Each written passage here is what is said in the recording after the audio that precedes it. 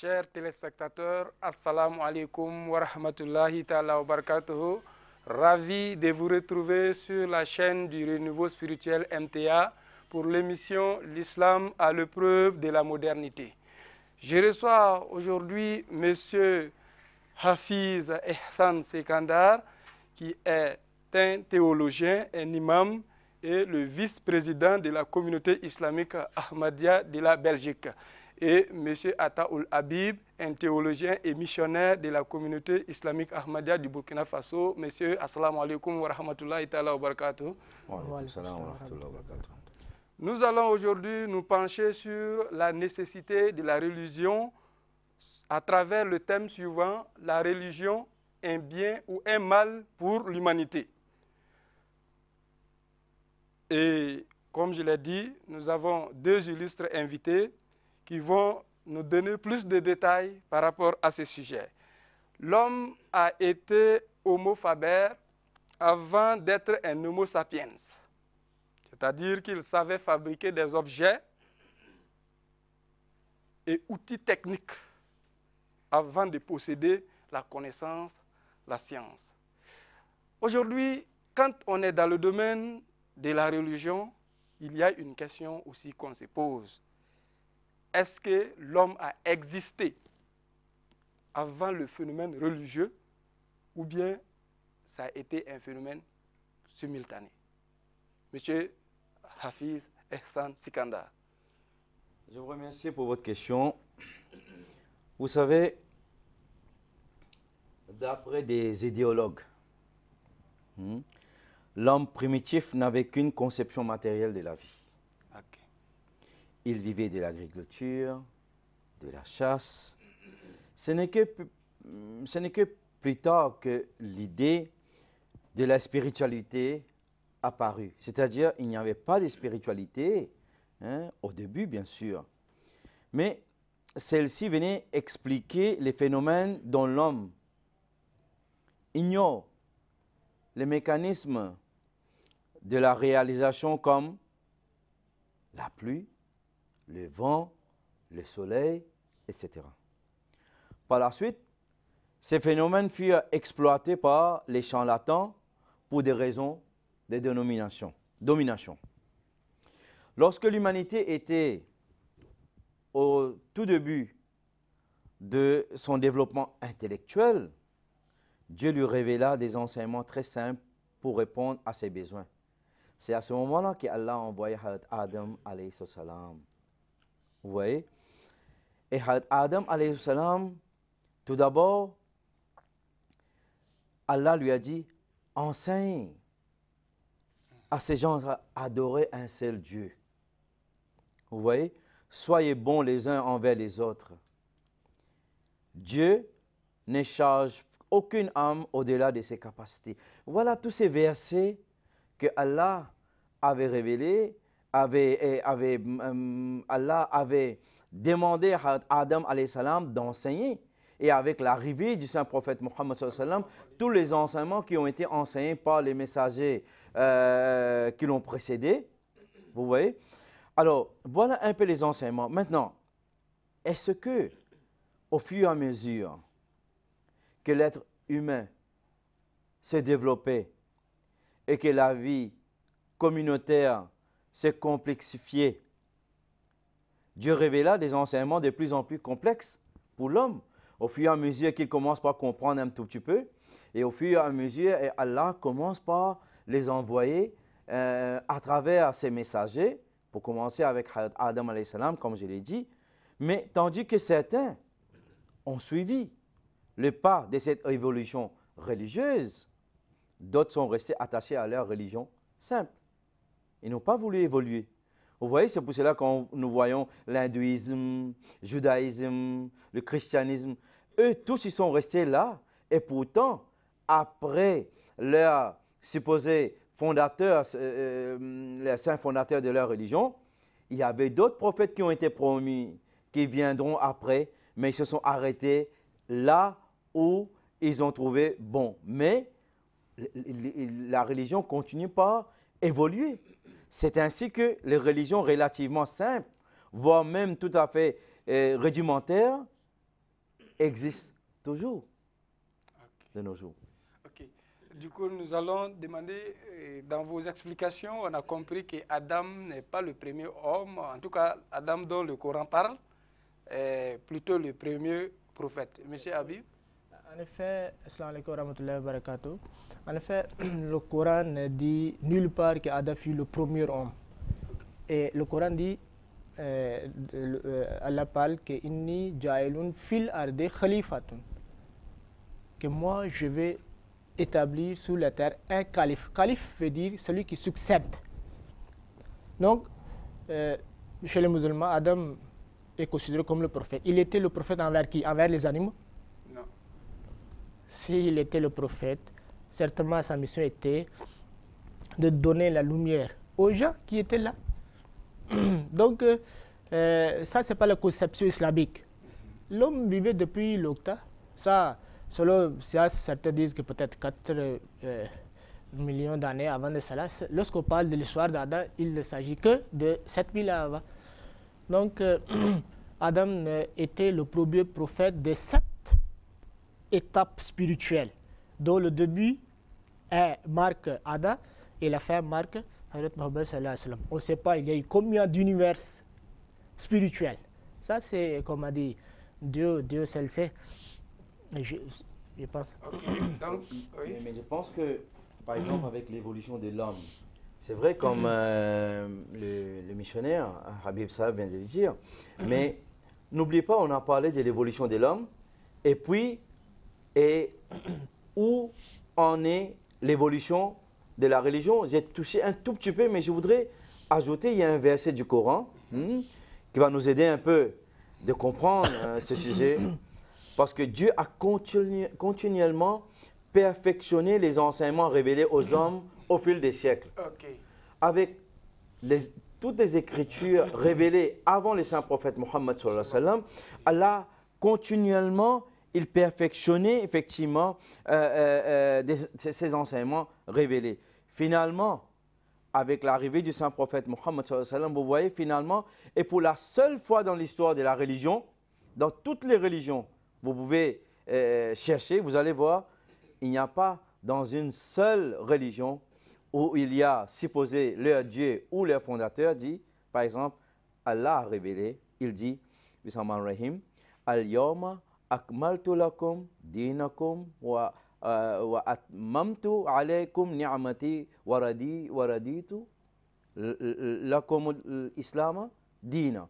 Qu'est-ce que ça veut dire? Il dit, aujourd'hui, j'ai parachevé, traduction, aujourd'hui, j'ai parachevé pour vous votre religion. Et j'ai complété ma grâce sur vous. Et j'ai choisi pour vous l'islam comme religion. Saint Coran, chapitre 5, verset 4. Maintenant, cet événement le plus important dans l'histoire de l'homme, depuis la création de l'univers, de cette planète, Allah a préparé l'évolution de l'homme à mieux comprendre ce qu'il allait révéler. Et comme je disais dans une de vos émissions, Allah dit « Wama khalaqtul jinna wal insa illa liya'budun » Je vous ai créé que pour m'adorer. J'ai créé les hommes et les djinns pour qu'ils m'adorent. Alors, c'est pour cela que c'est un événement très important pour l'homme, à coïncider avec le rapprochement intellectuel et physique. Quand l'homme, on commençait par avoir effectivement ces rapprochements intellectuels et physiques des peuples du monde, dès lors, l'unification maintenant de tout le peuple avait commencé. Allah a voulu unir tout le peuple sous une seule bannière, la bannière du saint prophète Mohammed sallallahu alayhi wa sallam, et aussi sous l'enseignement du Saint-Coran. Et Allah nous a enseigné à travers tous ces messagers avant, c'est que l'unicité des dieux. Et voilà comment il a parachevé sa religion. Ok, on a donc compris, l'homme a existé beaucoup d'années avant que Dieu ne communique avec lui et Dieu ne commence la religion à travers Adam dont il est question dans le Saint-Coran. Sous le couvert de la religion, les gens adorent la société sans le savoir. C'est une citation d'un sociologue français du nom d'Émile Durkheim. Et cette citation nous dit en fait que la religion est un fait de société et non, elle n'émane pas de Dieu. Et ce sont les hommes qui ont inventé leur religion, leur Dieu. M. Ataoula Habib, qu'est-ce que vous pensez de cette oui. assertion? Si le philosophe parlait des idoles là, fabriquées des cailloux de bois, je suis d'accord. Ce sont des hommes qui ont fabriqué. Ok. Comment ces idoles-là, qui ont fabriqué, toi tu fabriques, tu coupes d'abord l'arbre, après tu tailles, après tu réduis, après tu polis. Et toi tu prends, tu portes ton propre Dieu sur ton dos et tu viens à la maison, tu poses quelque part sur la table et tu commences à te prosterner devant. Comment? C'est impossible, c'est la bêtise. Avec Abraham l'Islam, dans son enfance, son oncle, il était un commerçant d'idoles, il vendait des idoles. Donc, entre-temps, il était chez son oncle dans la boutique. Un vieux vient pour choisir, pour faire le choix de Dieu. Dieu se posait là-bas, voilà, 1, 2, 2, 2, 3, 4, maintenant, il faut le choix. Donc, finalement, le vieux a aimé un Dieu. Imaginez-vous ceux qui ont été rejetés, là. Comme a dit, ils vont sentir le douleur pour que le vieux n'a pas nous choisi. Hein. Maintenant, le vieux a choisi un idole, un petit Dieu joli. Abraham, l'Islam, il était à côté. Il dit, vieux, quel âge as-tu? Il lui dit, j'ai 80 ans. Et Abraham lui dit, ça, on vient de fabriquer peut-être une semaine. Donc toi, qui a 80 ans, tu vas te prosterner devant quelqu'un qui a seulement 7 ans, qui a seulement 7 jours ou bien quelques jours. Voilà, c'est-à-dire que l'intellect humain ne nous permet pas d'adorer quelque chose que toi-même tu es le créateur de cette chose. Voilà, ça c'est un aspect. Maintenant, il y a un autre aspect. Ceux qui disent que, et c'est en effet, c'est pas Dieu qui a créé l'homme, c'est l'homme qui a créé Dieu. Ouais. Si ceux qui ont envoyé la religion, c'est-à-dire l'islam, Isa l'islam, christianisme, Moussa l'islam, judaïsme, et ainsi de suite, d'autres religions. Et qu'est-ce qu'ils ont dit? Et ils ont dit, c'est Dieu nous a envoyés. C'est eux qui sont le fondateur de la religion, n'est-ce pas? Oui. Maintenant, si Dieu n'avait pas, avec eux, les gens avaient la même mentalité qu'en effet, c'est la société qui crée. La société, normalement, devait immédiatement accepter leur message parce qu'ils parlent le même langage. Si c'était la même, comme a dit mentalité, la société allait immédiatement accepter le message, mais non pas, ils se sont opposés. Et étaient seuls au début. Ça, c'est un autre aspect. Donc, ça montre que ça vient de Dieu. Maintenant, on peut accepter que c'est venu de la part de... c'est l'homme qui a créé. Mais celui qui est en train de dire que ce n'est pas l'homme, ce n'est pas moi qui a créé, c'est Dieu. Il est seul. Les gens s'opposent à lui. Les gourmands s'opposent à lui. Les gens le persécutent, frappent, font des guerres contre lui. Finalement, qui sort victorieux? C'est lui. Qui est derrière lui? Si lui-même il était inventeur. Donc, le soutien de Dieu, le soutien, l'appui, la victoire finalement qu'ils ont, montre qu'il y a quelqu'un derrière ça. Ça, c'est un aspect. Cela nous permet de parler de l'origine même de la religion. De la religion. Certainement, il y a quelqu'un, un être suprême qui est derrière tout ça. Ce n'est pas l'homme simple seulement. Est-ce que vous voyez un peu ça? Voilà, en bref, ce que je peux dire. Ok, donc ce n'est pas une question de société. Peut-être l'idolâtrie ou autre forme de religion qui n'émane pas de Dieu, effectivement, peut rentrer dans le cadre de ce qu'Émile Durkheim dit. Mais en ce qui concerne la religion révélée, la religion qui revendique de venir d'un Dieu unique, cette religion n'est pas un fait d'un être humain, si on vous comprend. Voilà, en effet, il y a un autre aspect que je me suis rappelé. Oui. Voilà, vous voyez que la question reste toujours même. Qui est le créateur de l'homme et l'univers? Même si dans notre idée, même si on propage ce message, non, c'est l'homme qui a créé. Mais la question va rester toujours la même. Qui est le créateur de l'univers? Est-ce que vous voyez? Supposons c'est l'homme qui a créé la religion. Mais la question, est-ce que vous allez maintenant supprimer cette question? Finalement, on va demander toujours l'univers, c'est qui a été créé par qui? L'homme ne peut pas créer. Voilà. Je vous donne un exemple. Un homme qui ne connaît même pas fabriquer le vélo. Est-ce que vous pouvez penser à propos de lui qu'il peut fabriquer, il peut créer l'avion? Est-ce que vous pouvez penser? Est-ce que vous pouvez imaginer? Celui qui ne connaît même pas créer, fabriquer le vélo. Est-ce que vous pouvez penser à ça? Vous ne pouvez pas. Il ne peut pas créer, il ne peut pas fabriquer la chose la plus simple même. Comment il va créer, comme a dit, la chose la plus complexe? C'est la même chose. Est-ce que l'homme a créé l'univers? Ok. Est-ce que l'homme crée, comme a dit, cet univers, la matière? Ce n'est pas l'homme qui a créé. Non. Donc, qui a créé cet univers? L'homme ne peut pas créer le créateur de l'univers. Non, non, l'homme ne peut pas créer. L'homme ne peut pas créer l'univers. Comment il peut créer le créateur de l'univers? Du coup, on va parler avec M. Hafiz Hassan Sekanda. Quel est donc l'intérêt de la religion pour l'homme? L'importance de la religion? Vous savez, en ce qui concerne quelle est l'importance de la religion, c'est que l'importance de la religion, c'est premièrement, malgré sa connaissance avancée sur les fonctionnements de la nature, l'homme n'a jamais renoncé à ce culte. Force est de constater qu'il persiste à adorer des choses qui de toute évidence ne lui sont pas profitables. Vous voyez? Deuxièmement, l'homme n'a pas adoré que des éléments merveilleux de la nature. Il a adoré des pierres, des morceaux de bois, des plantes et des choses insignifiantes. Troisièmement, les phénomènes naturels extraordinaires sont ponctuels et espacés dans le temps. Ils ne peuvent être à l'origine d'un culte régulier et permanent. Mais maintenant, nous observons que les théories adoptées par les universitaires occidentaux au sujet de l'origine de la religion sont non seulement contradictoires, mais aucune ne résiste à l'analyse critique. Vous voyez?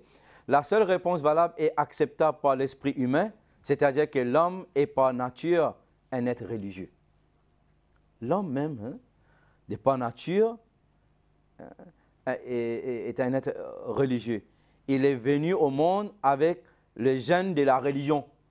Quand Allah l'a créé, c'est pour cela Allah dit que chaque bébé, chaque être humain, Allah l'a envoyé avec sa religion, l'islam. Mais ses parents qui les changent de religion. Okay. Oui, c'est pour cela que Allah nous crée avec le gène de la religion. Parce que, regarde, ce que Allah nous dit dans le Saint-Coran, il nous dit, lors ton Seigneur préléva des fils d'Adam, leur progéniture, et les rendit témoins sur eux-mêmes. Ne suis-je pas votre Seigneur? Mais oui, nous en témoignons, de sorte que vous ne puissiez dire le jour de la résurrection, nous n'y avons pas fait attention. Voilà ce que les hommes, par la nature même, comme je vous disais, les hommes sont religieux. Vous voyez, ils sont nés parce que Allah ne peut pas nous créer et après il met en nous les gènes de la... Mais c'est au fur et à mesure que les gens changent. Vous voyez, l'importance effectivement de la religion dans la vie de l'homme est essentielle pour apaiser beaucoup de choses, pour se réconforter et pouvoir la paix. Je crois qu'au fur et à mesure dans l'émission, nous aurons l'occasion effectivement de... Ok. Dans votre analyse, on comprend quelque part l'essence de l'âme humaine même est faite pour reconnaître Dieu. Oui. Si je comprends. Oui. Oui. Ok. Cependant, nous avons des savants comme Henri Bergson qui donnent aussi son sens, c'est-à-dire selon lui la religion, à quoi ça sert. Henri Bergson nous dit ceci, c'est une réaction de crainte à la mort. L'homme, créant la mort, a créé ce qu'on appelle la religion. Et il poursuit que par la religion, l'intelligence humaine se défend de l'angoisse de la mort et d'un retour au néant. En effet, la croyance religieuse pose un Dieu qui veille à notre salut par sa providence et nous donne l'espoir d'une vie éternelle après la mort. La religion est donc une illusion qui aide à vivre en évitant le désespoir. Fausse et donc nécessaire, elle console l'humanité. Mais, comme dit Nietzsche, tout ce qui console ment. Pour dire finalement, la religion, c'est à la limite un truc qui est fait juste pour permettre aux pauvres d'espérer d'un monde meilleur. Oui, vous savez, ces philosophes et sociologues, ils ont toujours cherché à dire ou à nous faire croire des choses qu'eux ne croient pas. Alors, c'est une façon pour nous imposer leur philosophie et leur recherche. Hein? Mais vous savez, dans sa réflexion ici, nous voyons qu'il y a beaucoup de choses qu'il a dit. Ça nous console, ça nous donne de l'espoir, tout ça. Mais quand on est un non-religieux, où est-ce que vous allez chercher tout ça? L'espoir, chercher la consolation. Dans le confort matériel. Le confort matériel, d'accord? Parce qu'il y en a beaucoup qui ont les conforts matériels. Pourquoi ils se suicident alors? Si le confort matériel pouvait vraiment être une solution pour l'apaisement de nos angoisses, ces gens-là ne le trouvent pas. Ils se suicident. Ils s'énervent. Et ce sont des gens qui prônent aussi la violence parce qu'ils ne croient pas dans un monde meilleur de demain. Mais permettez-moi de vous répondre à cette question qu'ils m'ont imposée. La religion en elle-même, la religion nous montre comment éviter de détruire sa paix intérieure. Okay. Hein? La religion nous réconforte ou de nuire à la paix des autres. Quand vous êtes en paix avec vous-même, vous allez vivre en paix avec les autres. Ou encore, vous voyez, d'anéantir le monde beau dans lequel nous vivons. Hein?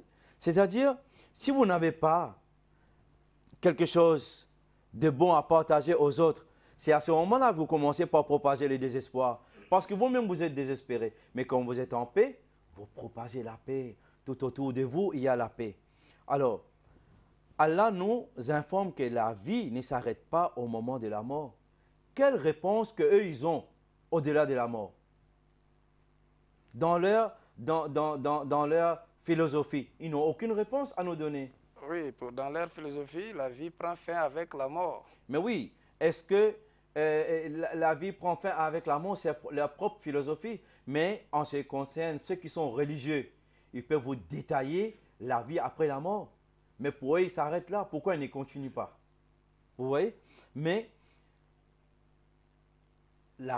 comme la religion, l'islam nous dit que avec la mort, la vie ne s'arrête pas. Mais qu'elle continue sous une forme spirituelle dans l'au-delà. C'est ça qu'Allah nous dit. Elle nous rappelle que dans la vie future, chacun devra rendre compte de ses actions devant Dieu. Et que tous les êtres humains, ils sont jugés avec justice. Elle nous invite donc constamment à agir de la meilleure façon possible dans toutes les différentes situations de la vie. Mais eux, ils n'ont pas effectivement sur quelle base, sur quoi ils vont baser pour nous dire soyez bons, soyez gentils, il ne faut pas faire ça, ça c'est du mal, ça c'est du bien. Vous savez, quand Allah a créé Adam alayhi salam, il nous a donné l'esprit de discernement qu'il n'a pas donné aux autres de ses créatures. L'esprit de discernement, Dieu a donné à l'homme ce qui est bien, ce qui est mal. C'est pour cela qu'Allah a envoyé Adam alayhi salam dès le début pour que nous puissions faire la différence entre le bien et le mal. Et au fur et à mesure, comme je disais tout à l'heure, comment Allah il a parachevé sa religion avec l'évolution de l'homme. Maintenant, crois en Dieu, parce que pour eux, consoler quelqu'un, c'est de mentir. Vous voyez? Mais maintenant, quand vous avez de la religion, quand vous êtes un homme religieux, la religion nous donne une direction sûre et un but concret dans la vie, tout en nous rappelant que tous les hommes devront un jour retourner à leur Créateur. Ok. Elle nous indique des moyens efficaces de se protéger ou de s'extraire de nombreux malheurs, de problèmes qui peuvent nous affliger en ce monde. Elle nous protège du désespoir et du suicide. Voilà, tout à l'heure, il disait que ça nous donnait de l'espoir, tout ça, mais il ne vous dit pas le taux de suicide, le taux des gens qui sont désespérés, qui font n'importe quoi pour aller dormir en prison. Vous voyez, qui n'ont plus d'espoir, ils sont désespérés. Quelle solution elle vous donne pour que ces gens-là puissent vivre dans l'espoir de demain? Au moins, la religion nous donne cet espoir-là, que nous avons un monde, et nous avons un jour meilleur qui nous attend demain. Ok. Si vous me permettez, je vais ajouter certains Ok, éléments. très rapidement, parce qu'on n'a plus assez de temps. Ok, en effet, regardez, la base de leur argument était que la peur de la mort, peur de telle chose, peur de telle chose. C'est ça, non? Oui, oui. Maintenant, vous voyez, en effet, l'homme, par sa nature même, il a toujours essayé de lutter contre la peur. Par exemple, les animaux sauvages, disons lion. Lion, lorsque tu vois le lion, tu sais maintenant tu es mort. Hein. Maintenant, il n'a jamais pensé que maintenant, lorsque le lion est là, maintenant c'est une peur, c'est la mort, il va se prosterner devant lui. Non, il va lutter contre le lion. Si l'homme, dans sa nature, avait cette habitude de prendre la peur comme Dieu et les éléments de la peur comme Dieu, il n'allait jamais faire la lutte contre ces phénomènes-là. Non. L'homme, dans sa nature, il lutte toujours. Et celui qui lutte, on ne lutte jamais contre nos propres dieux. Ça, c'est un des éléments. Deuxièmement, vous voyez, tout ce qui console mal. Non, vous allez consoler avec quelque chose. C'est ça qui est important. Si vous voulez consoler un enfant avec une promesse que vous ne voulez pas respecter, vous allez mentir. Mais si vous faites une promesse à un enfant et que cette promesse vous respectez, ça c'est pas le mensonge, c'est de la vérité. Donc ça dépend. Comment vous allez consoler? Dieu n'est pas un mensonge. Dieu est la vérité. Il y a un nom de Dieu aussi, Al-Haq. C'est la vérité pure. Donc ça, on a déjà discuté à propos de ça. Ok. Ok, en tout cas, malgré ce que vous dites, nombreux sont ceux qui pensent que les problèmes de notre monde actuel sont liés au phénomène religieux. Ok. D'autres prédisent que la prochaine guerre mondiale aura pour cause la religion. En tout cas, l'actualité nous montre chaque fois, vous avez souvent des gens d'une même religion comme la nôtre qui est l'islam. Souvent vous avez des tensions entre des chiites et des sunnites.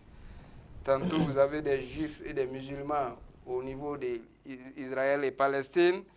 Voilà. À votre avis, quel est votre avis là-dessus?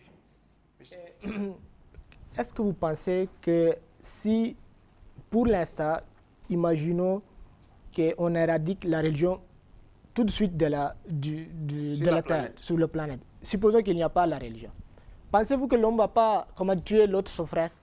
Est-ce que vous pensez? L'homme, il n'y aura pas de colère contre l'autre. Les autres ne vont pas voler. Vous pensez-vous cela? En effet, c'est la nature de l'homme. Dieu a donné l'homme des différentes facultés. Maintenant, l'usage de ces facultés qui fait, et c'est la manière d'usage qui fait du bien ou bien qui fait du mal.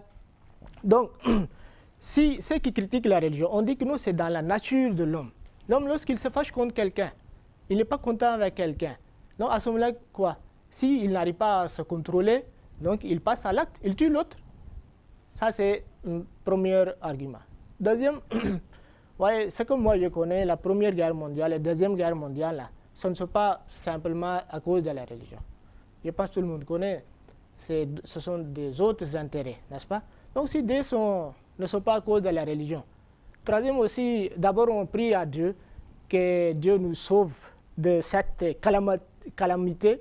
Mais si deux ne sont pas la plus grande guerre des guerres mondiales, ne sont pas à cause de la religion, troisième aussi, je ne pense pas que ce sera à cause de la religion. C'est à cause de l'avidité de l'homme, à cause de comme a dit, l'avidité de l'homme. Parce que l'homme, en effet, lorsqu'il regarde la richesse de l'autre, il gère un coup avec envie, coup d'œil avec envie sur la richesse de l'autre, il essaye de s'emparer de lui.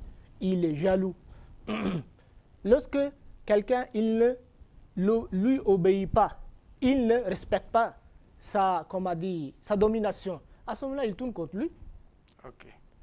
Donc, maintenant, mais avec tout ça, on estime que quand même le phénomène religieux est véritablement à la base de beaucoup de haine entre les hommes. Je pense que c'est ce qui amène les gens à passer comme ça. Ce n'est pas enseigné par la religion. Bien vrai, la religion a été exploitée pour différentes guerres qu'on voit sur la scène. Okay. La religion a été exploitée, mais ce ne sont pas des enseignements religieux. Par exemple, dans le Saint-Coran, c'est dit, dans le chapitre 5, verset 33, celui qui tue une personne, il a tué comme toute l'humanité. C'est-à-dire il a tué l'ONU même.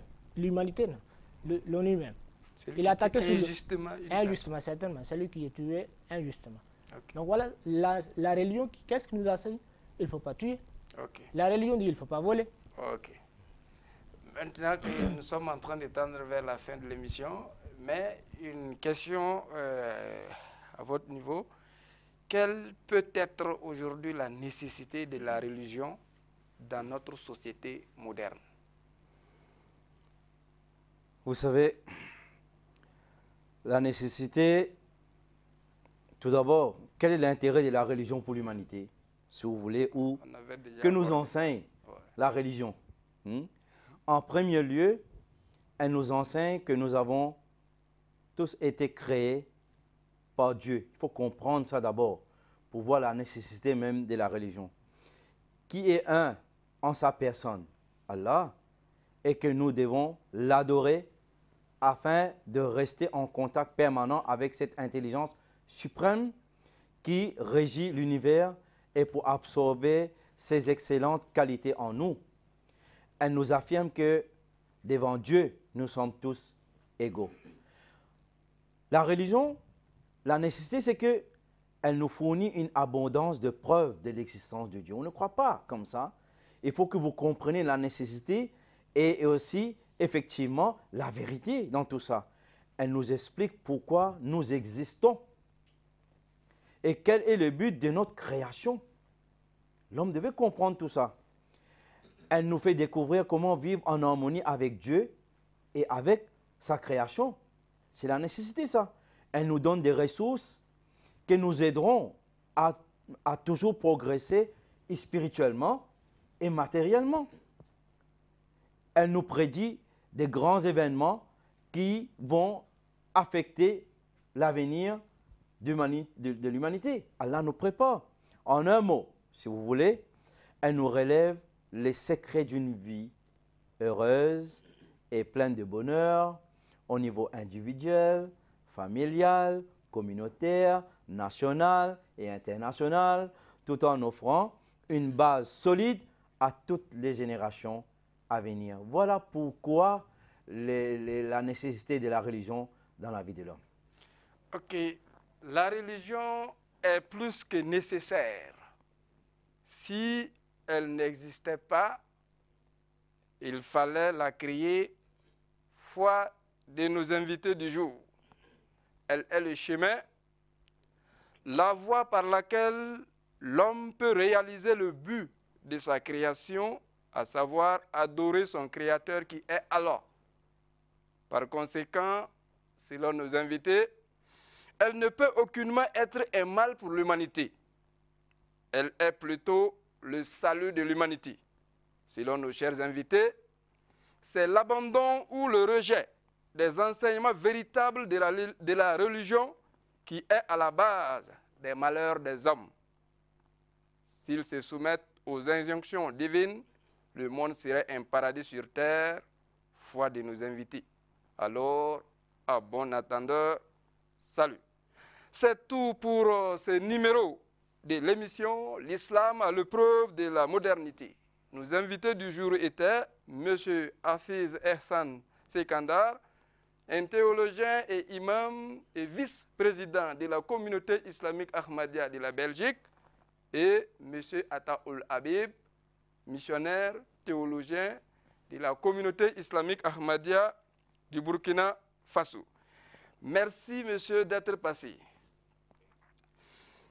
Merci à nos fidèles téléspectateurs de la MTA, la chaîne du renouveau spirituel. Bonne suite de programmes sur la chaîne du renouveau spirituel. Wassalam.